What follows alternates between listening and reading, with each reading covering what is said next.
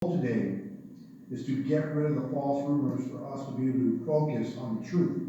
Now, just because we provide the truth does not mean we're done. It means now we have criticism, debate, and everything I will be responsible for, the chief of police, but it will not be based on rumors or false facts. This will be based on the truth of what we have, and then we will decide on what it's at. And what this debate will be about is the type of policing we want police officers in our community to engage in, number one. And number two, this is about the real social issues, socioeconomic issues that put us where we're at today, and I'll talk about some of that. But I believe it's important to talk about why we're here. We are here because of the shooting on Saturday night involving Mr. McLean. Shortly before 8 p.m., 7:52, our officers conducted a traffic stop.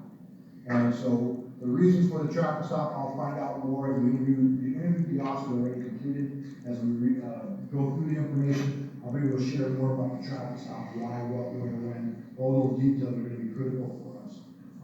Then, during that traffic stop, the passenger in the car was asked to step out once the officer, I should start over with, a traffic stop with 2 people in the car, and we have 2 officers. The driver of the police car approaches the driver of the traffic stop, and he has a suspended license. That's fine. The officer talks to the passenger and asks him to step out of the car. He steps out. There's a quick little engagement, nothing unusual, except to see Mr. McLean begin to break away from the officer by beginning to run between the 2 police cars. And you'll see this on the video. When we release the video in less than 48 hours, I hope in 24 hours, you'll catch all the facts. So if my comments are off by a bit, they'll be clarified as you watch the critical issue video and all the raw video that will come with it. And so as he begins to run, the car video shows Mr. McLean running between the 2 cars with a handgun in his waist. The driver officer, sees the handgun. The passenger officer sees the handgun and he begins to run. They begin to chase Mr. McLean, one of the officers out in front. And during that encounter, within just seconds later, there are 2 shots fired by the officer as he's chasing him. You'll see this on the video again. And the officer could see Mr. McLean with the handgun begin to turn his body towards him. I don't know if they're making eye contact or not, or read the statements. The video won't give us that perspective if they're making eye contact or not. But you see the weapon begin to kind of turn with the body.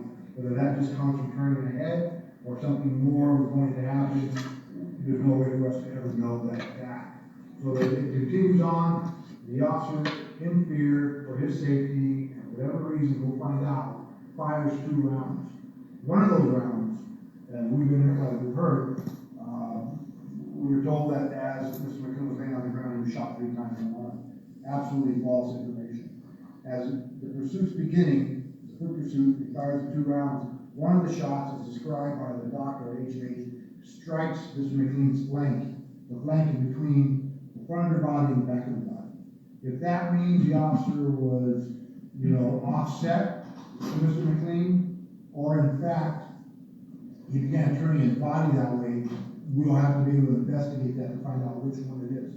I couldn't tell you, except the officer is behind him when he fires his 2 shots. Touch the area that you would call your point on your body. On your body would be right here. It'd be between the 2 areas. So, towards the rib cage. Right. So it's side of the body, not in the back. Right. So, but to some, what's the difference? Okay. But from a doctor's perspective, the flank is a flank is a flank. Directly, I think when we talk about the back, it's your back completely, so you have no turning, no nothing. It might be considered a complete run, and that can be problematic for everybody when you see that. Was there an exit wound? Yes, through the chest. So the trajectory of the bullet came through the body and exited through Yeah, the chest. correct. So does that suggest that he may have been shot from behind? No, the entry room decides where he was shot at. So I think it's So that's what we need. yeah, from the flank coming out. So more of that will be needed by the autopsy. We don't have a security clearance or a hold on the autopsy report, which is new, right? What do we always do, man? For a year. That's not happening yet. Okay. So you're not putting it in this? No. You're giving me your word. Yes, sir. Jason, am I right on that? no. Well, And you're keeping the investigation in-house? Yes, so, I need to finish up the traffic stop, but to get to that point, and please, this is the neat part about not having a million media people when we get back on point and have our community discussion in here. But, by us having our investigation, number one, we have video, so you can't hide the facts, number one. I just don't think when you have video, you can say something other than what occurred. Number two, I'm able to engage you like this. We're able to release the video, and we are able to have, communication with the council, with the community, with the press, to have these occur.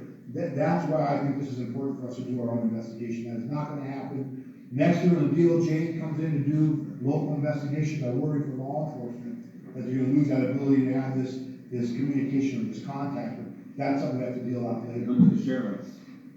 Right, so there's no hold on this autopsy report, all right? There's no hold on this thing, and the commander will ensure that continues forward. So when you said he was turning, was his Well, we don't know if he was turning. Okay. So you can see him on the video begin to turn his head, and his gun begins to fall. So He's it's turning, but I don't know how far. Right. You don't know what his intent is. I'm not saying he was turning to. Right, so the debate's gonna be for us. I wanna shift the debate from no gun, shot in the back, to decide as a community, should it be a shot in that situation? I get legally, we have a complete process that occurs, right? We have a criminal investigation, a district attorney's investigation, an administrative investigation, and I did call, and the city manager agreed, that we will have an independent investigation as well. These are 4 investigations that will take place. So who's heading up the independent? We don't know yet. We don't know yet, and we'll see how that works, right? Because there's a big debate, you know, we use Chief Perez's uncle, people don't like that, completely get it. And so we have to make sure it's done correctly. So that's gonna be important for our community to feel that. But I do believe, well, let me finish. Once 2 shots are fired and he's struck, the officers don't know he's struck. Excuse me, sir, where's the other shot? You said one shot? Missed. Oh, it missed. It missed. And so now we have him continually running, he is running quick. About 50 yards from that point, he tosses the gun. Number one. This is before he hit or after? After he struck. The officers don't know he struck. Fires 2 rounds and it's still going, so the officer has no idea whether he struck him or not. But the officer's controlled enough not to keep on firing around down the street. So now you have Mr. McLean still running, he tosses the gun about 50 yards up. We do have a witness to him tossing the gun, who stated that to us on body with the camera, so we're fortunate for that. And then about 20 yards after that, Mr. McLean either drops or he goes down and runs himself out. I'm gonna guess he probably dropped, right? But I'm not sure which it was, and we don't know which it was. And so that's gonna be very important for us as the investigation goes on. So at 7:52, the shooting occurs before 7:53. Within 15 seconds of the second shot, we call for emergency ambulance. And under 5 minutes or within 5 minutes, the ambulance shows up on scene. At the time, the officers called for emergency medical attention. So the delay, they said it was 40 minutes. People had said it was 40 minutes before an ambulance showed up and all that. False. And so that's what's important for us to make sure that we have that type of attention. Did the officers who, there's video circulating, right, that shows the officers